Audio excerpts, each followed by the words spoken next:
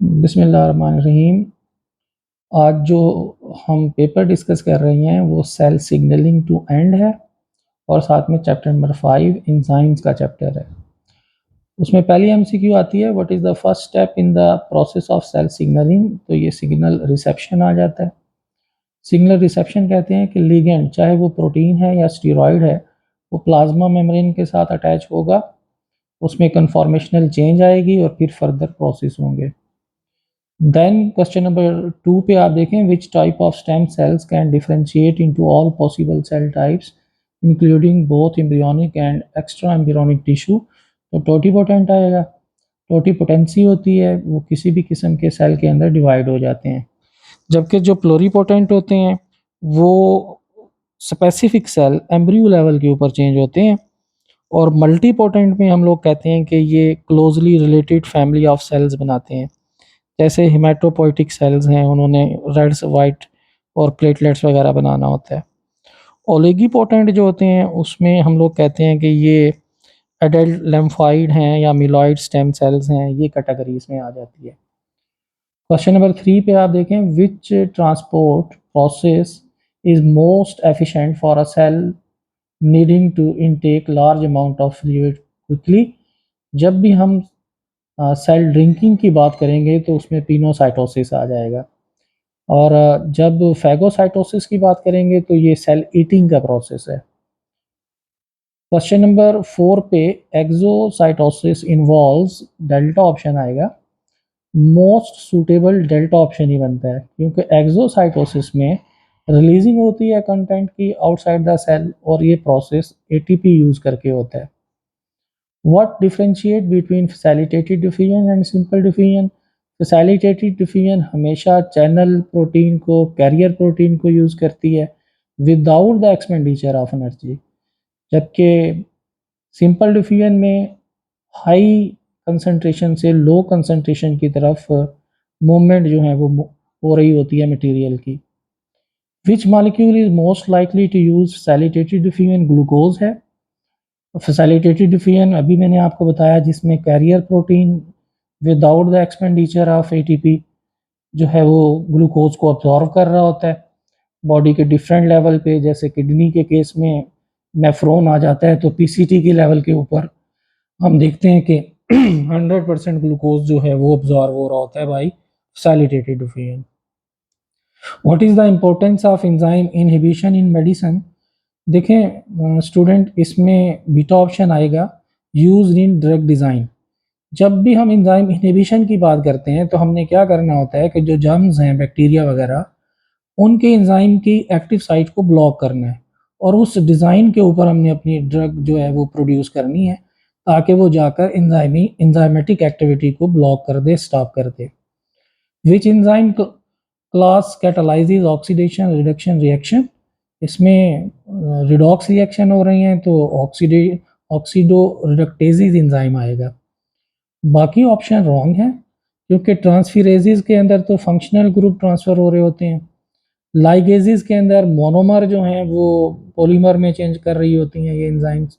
और आइसोमेरेजेस में आप जानते हैं कि जैसे ग्लूकोज का फ्रक्टोज में चेंज होना, कन्वर्जन हो रही होती है। Which model explain that an enzyme change shape upon substrate binding? Induce fit model है। इंड्यूस फिट मॉडल एक्सप्लेन ही यही करता है कि जो एक्टिव साइट होती है वो फ्लेक्सिबल होती है, और वो फ्लेक्सिबिलिटी की वजह से सबस्ट्रेट को चेंज कर देती है into the new product. Which model support enzyme flexibility in substrate binding? बिल्कुल इंड्यूस फिट आएगा, क्योंकि यहाँ पर मौजूद जो एक्टिव साइट है उसके साथ जब सबस्ट्रेट अटैच होगा तो सबस्ट्रेट के मॉलिक्यूल आइंस वगैरह चेंज हो जाएंगे according to the active site, और न्यू प्रोडक्ट बन जाएगा। According to the lock and key model, the active site is a rigid site. और lock and key model explain यही करता है कि सबस्ट्रेट एक्टिव साइट के साथ अटैच होता है, और एक्टिव साइट क्या है? एक रिजिड साइट है, उसमें किसी किस्म की जो है वो कन्फॉर्मेशनल चेंज नहीं आती।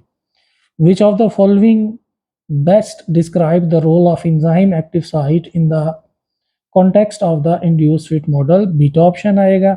It undergoes conformational changes to bind the substrate tightly. ये मैं पहले भी डिस्कस कर चुका हूँ आपसे। क्वेश्चन नंबर 13 की तरफ मूव करते हैं। क्वेश्चन नंबर 13 ये मैं फोकस कर रहा हूँ कि which enzyme class joins two molecules with ATP uses. तो ये लाइगेज आएगा जो दो मोनोमर को पॉलीमर में चेंज कर रहा होता है, खासतौर पे न्यूक्लियोटाइड से पॉलीन्यूक्लियोटाइड का बनना। जबकि आइसोमेरेसिस में आप देखें कन्वर्जन हो रही होती है, और लाइगेसिस में एल्डोलेसिस आ जाते हैं।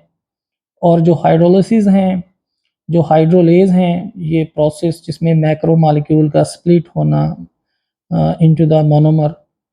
क्वेश्चन नंबर 14 को देखें, एंजाइम बी, जिसमें हम फॉर एग्जांपल कर रहे हैं कि जिंक यूज़ किया जा रहा है। अब देखें जहाँ पर भी मेटल या आयंस आ जाएंगे, आपने फ़ौरन पहचान लेना है कि यहाँ पे बात की जा रही है डिटैचेबल पार्टिकल की।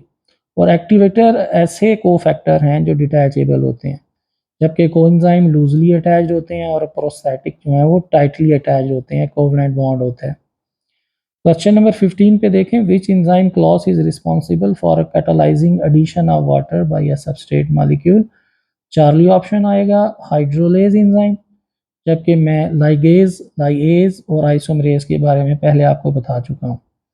हाइड्रोलेज ने स्प्लिटिंग करना है मैक्रोमॉलिक्यूल को मोनोमर में। और लास्ट क्वेश्चन देखें, what role does nicotinamide adenine dinucleotide यानी नैड। अब नैड हो या फैड हो यानी एफएडी, आपने फ़ौरन समझ लेना है कि ये कोएंजाइम है, क्योंकि कोएंजाइम लूजली अटैच्ड होती हैं। और एक इम्पॉर्टेंट बात ये है कि ये दोनों डाई न्यूक्लियोटाइड हैं। शॉर्ट क्वेश्चन की तरफ देखें आप। पहला शॉर्ट क्वेश्चन एक्टिवेशन एनर्जी के बारे में बताना था, फिर कॉम्पिटिटिव और नॉन कॉम्पिटिटिव का डिफरेंस है, फिर इनिबिशन आ जाती है, एपोएंजाइम होलोएंजाइम का डिफरेंस आ जाता है, एलियोस्टेरिक साइट का जो है आपने रोल बताना था, बाइंडिंग और कैटालिटिक साइट में आपने डिफरेंस बताना था, कैटालिटिक साइट में आपने ये भी फोकस करना था कि इसके पास कोफैक्टर होता है।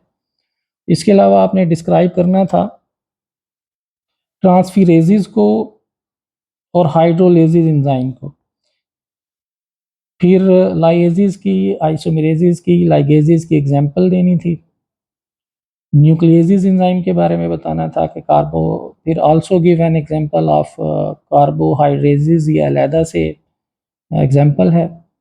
कार्बोहाइड्रेसिस का रोल यानी एमाइलेज वगैरह का स्टार्च और ग्लाइकोजन पे क्या रोल होता है।